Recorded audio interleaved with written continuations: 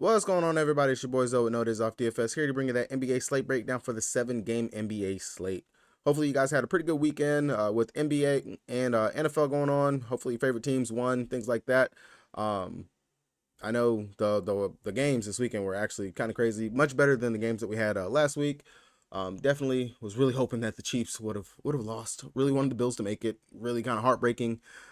Missed the field goal to take it to OT. I don't think any other franchise outside the Bills have had such bad playoff luck right there, man. It's really sad for them, but nonetheless, um, we're back onto the NBA train.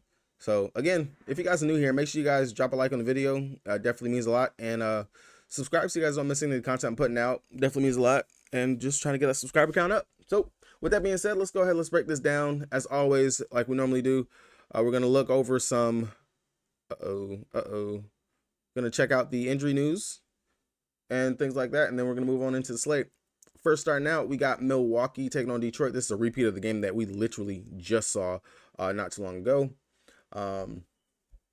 Giannis game time decision, Isaiah Stewart game time decision, Kay Cunningham doubtful to play. I think that Detroit, they should be able to bounce back. They kept the game kind of close in that last game, so hopefully they could do that again here. Definitely interested to see how that's going to go. Cleveland taking on Orlando. They're still without Darius Garland, Evan Mobley, so same old for them. Nothing new really there.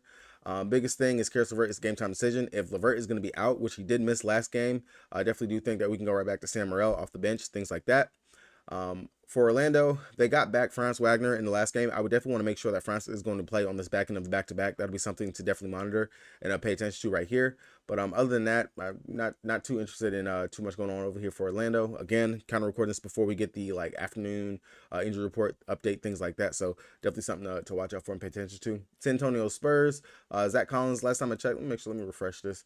Zach Collins, game time decision to play. I believe that he should actually be back and should be playing today. And then Wemby, he rested last game, but should be playing today going up against Embiid. This will be the first time we get to actually see this matchup and see how this is going to go.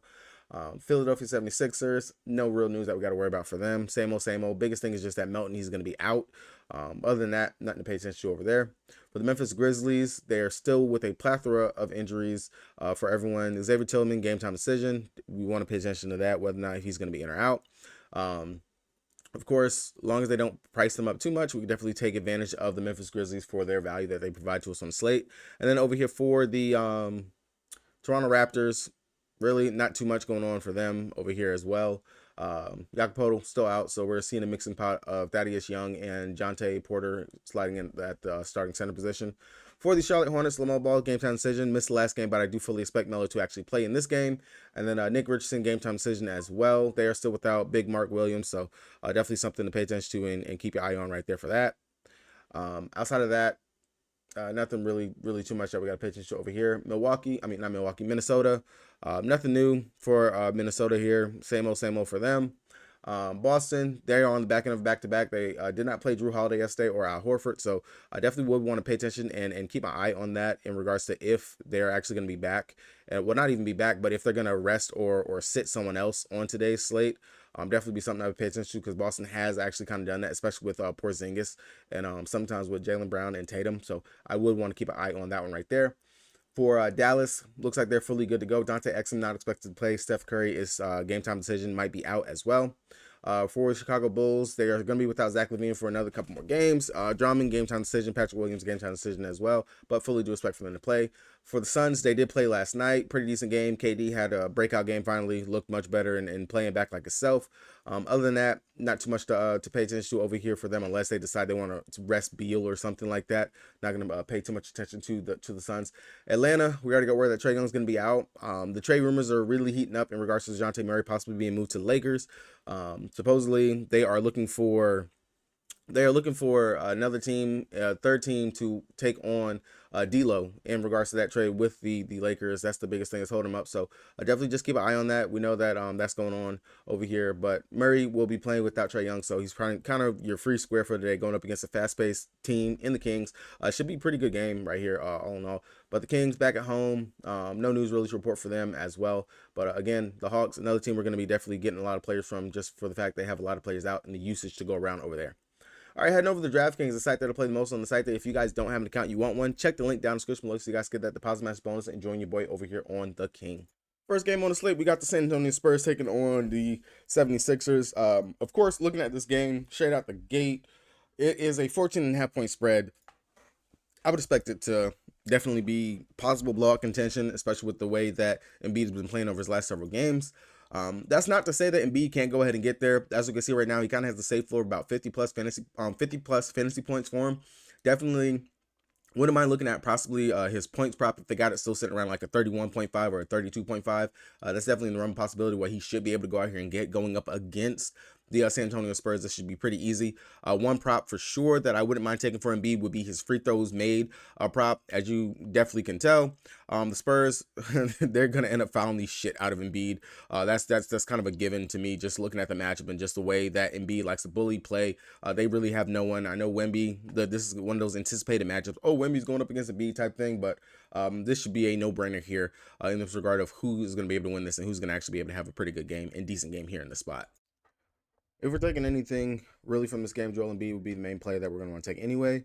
And then outside of that, you can mess with Tyrese Maxey if you think he's going to have a decent game. Wemby, just for the GPP upside, just because of the matchup. We know he's a pretty good fantasy point per minute producer, and he's playing upwards into that 28, getting closer and closer to that 30-minute mark. And if the game stays at least close enough, I could see Wemby getting there to almost 30 minutes. But just looking at his matchups, even in what was pretty much kind of a blowout going up against Boston, he still played 27 minutes. So Pop, he's come out, he's talked about the development of these young guys, what they're trying to do.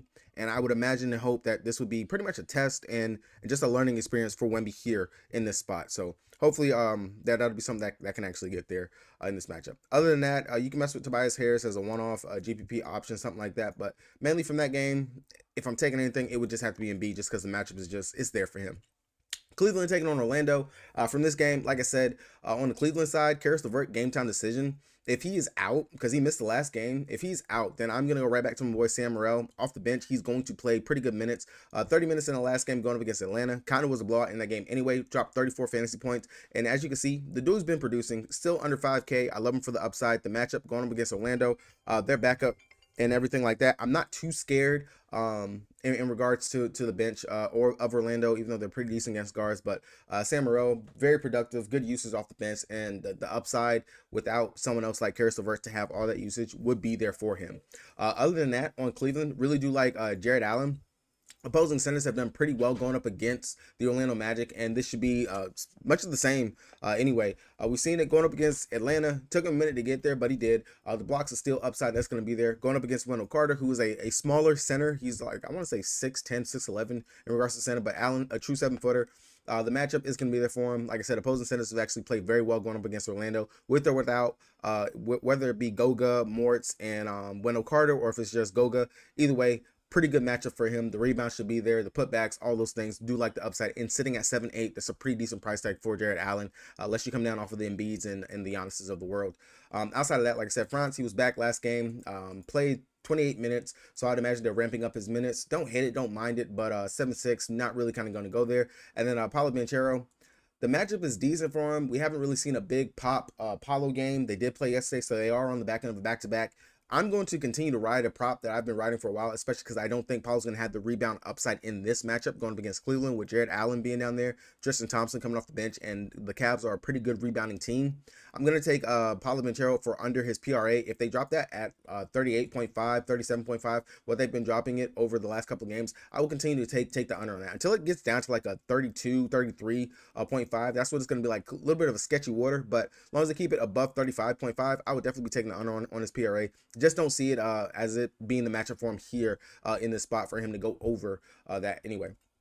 Outside of that, I'm not going to mess with too much with anything else over here, but definitely, really, it's going to be Jared Allen and my boy Morrell off the bench for Cleveland if I mess with anything over there.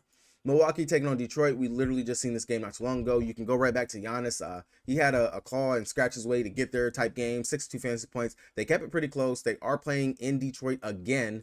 So I don't hate, don't mind going right back to some of these players. Dane played pretty well in that game. Of course, most guards, whenever they do play against the Bucks, they actually, I'm not the Bucks, play against Detroit, they have good games. Same thing on the other side. I'm not gonna lie, Ivy, he let me down in that last game. Still dropped 36 fantasy points, but I had his PA in that game. Just fell a little short, a little shy. But we'll go right back to the well in regards to it. They're playing at home. The second time they're going to see this team. I would hope they make some type of adjustments in regards to actually being able to win this game. So I'm going to go right back to a couple of these players. I don't mind Jaden Ivey. Let's look at the spread in this game. This spread is sitting at a 12-point spread. I want to say it was like a 12-point spread the last time that these two teams played.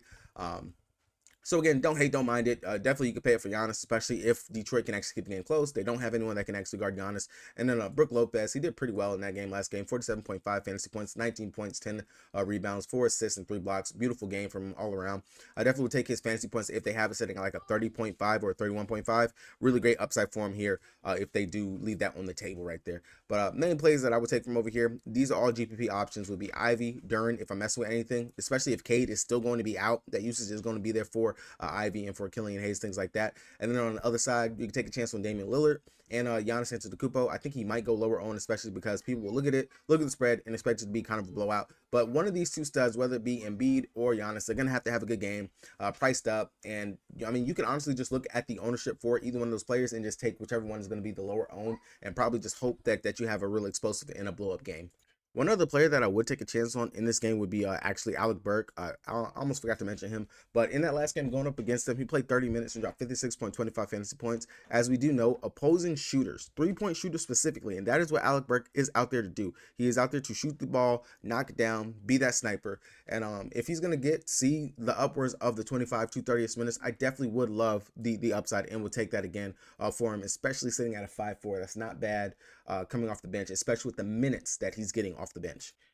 Going over to Memphis taking on Toronto. From this game, we just got word that and it's not going to update yet, but Mike Conley, he's going to be out for tonight. So I definitely think that, not even I think, it's going to boost the usage for players, of course, like Anthony Edwards, especially when it comes down to the assist department.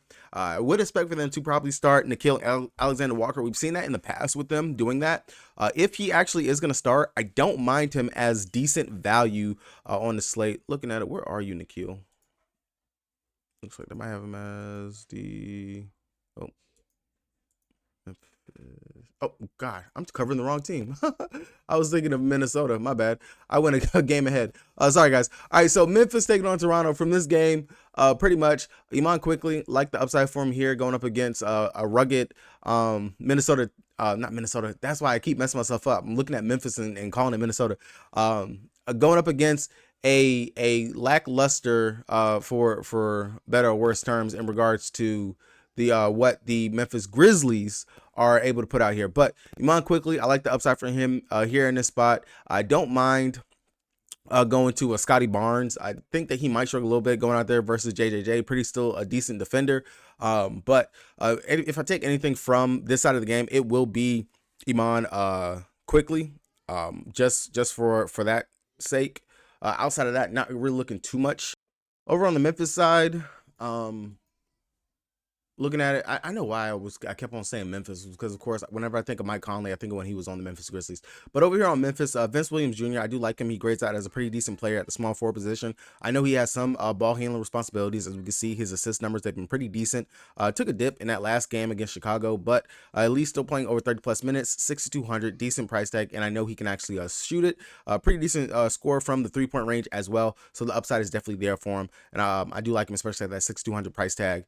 Pretty good upside right there for him. Outside of that, if Tillman is going to be out, maybe we might see Asante Aldama slide into the starting lineup again at the center position, which we did see last game. I don't hate, don't mind it. Definitely a value play right there if he actually does get the start. As we know, we have been attacking opposing centers going up against the Memphis Grizzlies, not the Memphis Grizzlies, against Toronto, especially with Jakob Poeltl being out. And even when Poeltl was in the line, we were still attacking that anyway. So I will continue to do that nonetheless. So the upside is definitely there for Aldama if Tillman is going to be out again. Now, if Tillman is in, I don't mind him as the play instead. definitely is going to be some upside. I would definitely pay attention to the Memphis starting lineup because we have been getting some value plays. Luke Kennard grades out pretty well as another great play over there for them. And then just depending on if Conchard is still going to be in that starting lineup. I know that I went to him last time, and just decent value all around in regards to just playing Conchard because they still had him priced in the 3K price range, which they still do, and he's getting there.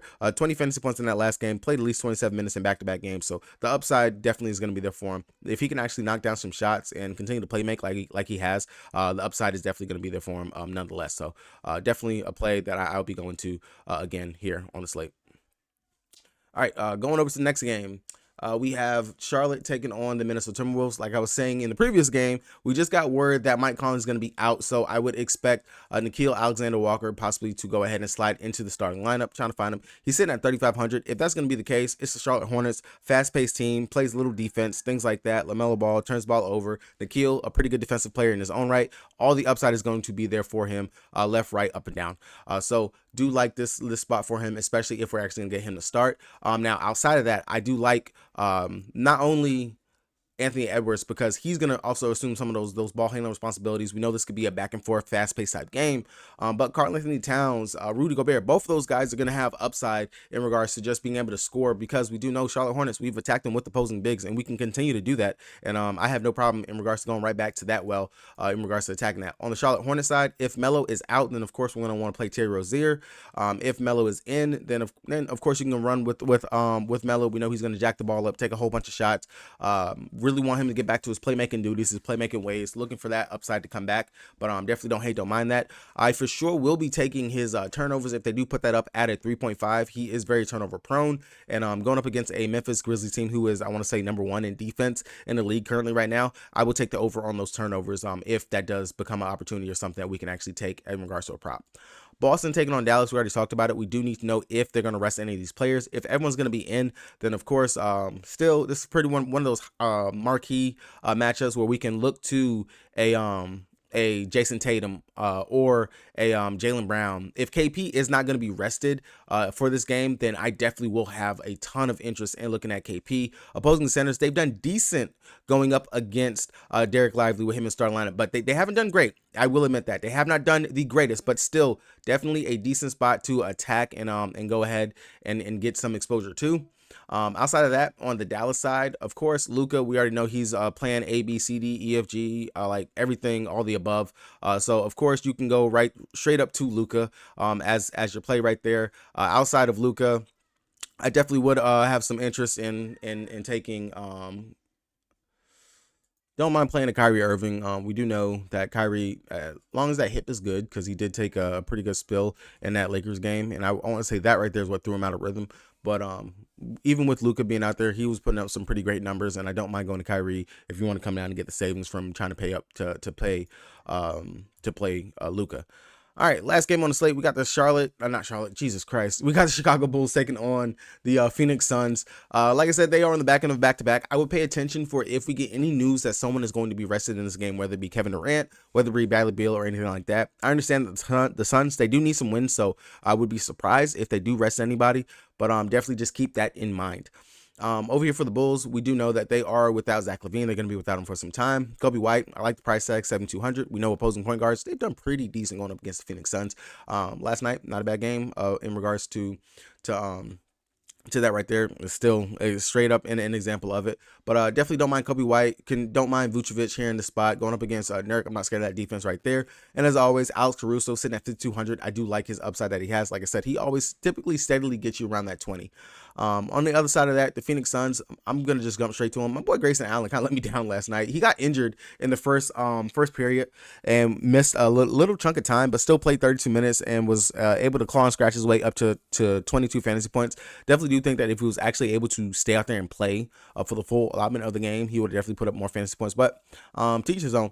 Over here on the Sun side, depending on if anyone is rested, I do love the upside for KD in this spot. I don't think they have, not even I don't think, they don't have anyone that can actually guard or stick with KD over here on the Chicago side. And then outside of that, If Beal's in, Booker's in, I don't mind them, but KD would be the main one that I want to go to. And then also Nurk. I really do like the upside for Nurk as well. Then, like I always say, Grayson Allen, he's just a little bit too much for me now, sitting at that 6,200 price tag. Get him back under the 6K. I'm thinking maybe DraftKings knows a little something that someone's going to be sitting out and missing this game, and that's why they went ahead and they priced him up to what they did. But nonetheless, I do like the upside for Grayson Allen. If someone was to be out, he would be my guy that I would go to besides KD. All right, guys, that's going to be it for me. We'll get player pool, core, prop plays, all that good stuff will be loaded up onto the site later on today. Hopefully, you guys do have a good day. Cash out. Let's go ahead and let's start it out with some Money Making Monday. Good luck to everybody. Oh, quick housekeeping note. I will not have any videos for this weekend starting Friday, Saturday, and Sunday. I will be going out of town. Like I said, your boy's going to that Charlotte Hornets game. That will be this weekend and going to spend some time with the fam back home. So good luck to everybody. Let's cash out on today. Peace.